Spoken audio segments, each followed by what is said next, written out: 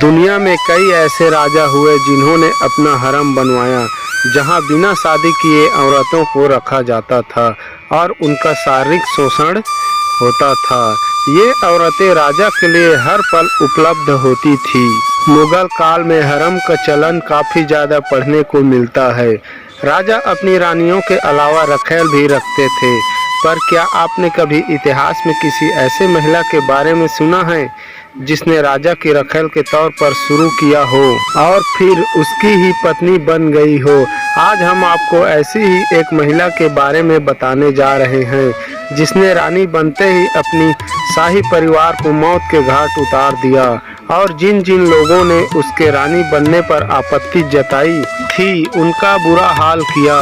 ये है दुनिया की सबसे क्रूर रानी की कहानी, चीन की महारानी और सबसे खूंखार महिला के बारे में, जिसने लोगों की हत्या करवाने में जरा भी संकोच नहीं किया। इस महिला का नाम ऊ जेटियन था, जो 7वीं सदी के दौरान चीन में राज करती थी। उसका जन्म मध्यम वर्गीय परिवार में हुआ था और उसके पिता ने उसे अच्छी शिक्षा दिलवाई थी, जिसके बाद उसे विज्ञान राजनीति का काफ़ी ज्ञान हो गया था। उस दौर में लड़कियों को शिक्षित करना बड़ी बात थी। जब वो 13-14 साल की थी तब महाराजा ताइचांग ने उसे अपनी रखैल बना लिया था और राजमहल में रहने को स्थान दे दिया था। वो राजा की पसंदीदा रखैल तो नहीं थी, पर उसे राजा का बिस्तर साफ करने का काम मिला था, जिसकी वजह से वो राजा से सीधे संपर्क करती थी। वू के जरिए ताइचांग पिता नहीं बन पाया था, इसलिए उसके मरने के बाद उस वक्त के नियमों के अनुसार वू को एक आश्रम में बौद्ध भिक्षु बनकर रहना पड़ा था। पर ताइचांग के रहते हुए उसके बेटे लीजी के साथ वू का चक्कर चलने लगा था। ऐसे में जब ताइचांग के बाद लीची को गद्दी मिली तो वो वू को अपने साथ दोबारा राजमहल लेता आया और अपनी रखैल बना लिया। इस बीच लीजी की ताजपोशी होने के बाद उसे गायो चांग नाम मिल चुका था। इस बीच महाराजा गायो चांग की सबसे प्रिय पार्टनर जियाओ बन चुकी थी, जिससे गायो चांग की महारानी वैंग बेतहाशा चिढ़ती थी। तब वैंग ने जियाओ को राजा से दूर करने का षड्यंत्र रचा और चालाकी से वू को राजा के नजदीक कर दिया।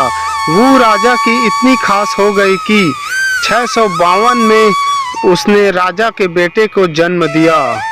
इस बात से जियाओ और वैंग दोनों ही चिढ़ गई, जहां जियाओ खास से आम बन गई थी। पर जन्म के कुछ दिन बाद ही बेटी की मौत हो गई। चिकित्सकों ने बताया कि बच्ची की मौत गला घोटे जाने की वजह से हुई है। वू ने इस मौके को अपने फायदे के लिए इस्तेमाल किया और वैंग जियाओ दोनों को ही जेल करवा दी। कई रिपोर्ट्स में दावा किया गया है कि उसने खुद ही बेटी को मौत के घाट उतारा था। इस घटना के बाद राजा ने वू को महारानी का दर्जा दे दिया। हालांकि बहुत लोगों ने उसके महारानी बनने पर आपत्ति जताई। वो जैसे ही महारानी बनी उसने सबसे पहले उन 2 औरतों को मौत की सजा देते हुए मार दिया। फिर उसने एक एक कर उन अधिकारियों से बदला लिया जो उसके महारानी बनने पर आपत्ति जता रहे थे। कई को जेल हुई, कई को देश निकाला दे दिया गया और कई लोगों को तो मौत की सजा सुना दी गई।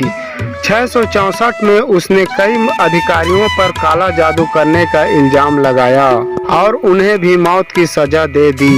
जो कोई भी उसके खिलाफ आता या उसके खिलाफ आवाज उठाता वो उन सभी को मरवा डालती।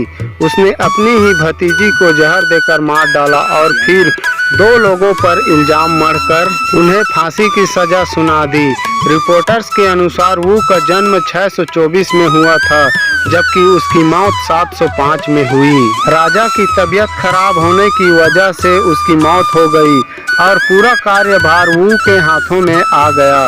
उसने अपनी क्रूर मानसिकता का प्रदर्शन करना शुरू किया। 684 में शाही परिवार के 12 सदस्यों को उसने मौत के घाट उतार दिया। उसने देश में अपना बहुत मजबूत मुखबिरों का नेटवर्क तैयार किया और जैसे जैसे उसे विद्रोह की आहट सुनाई देती रही, वैसे वैसे वो अपनी खुफिया पुलिस से लोगों की हत्या करवाती गई और उसकी सत्ता को खून खराबे से जोड़कर देखा जाता है, तो दूसरी ओर उसे गरीबों का मसीहा बताया जाता है। इस वजह से बहुत से लोग उसे क्रूर नहीं दयालु भी मानते हैं। लोगों का कहना है कि उसने गरीबों की काफ़ी मदद की थी। वीडियो अच्छा लगे तो प्लीज़ लाइक और सब्सक्राइब करना ना भूलें। धन्यवाद।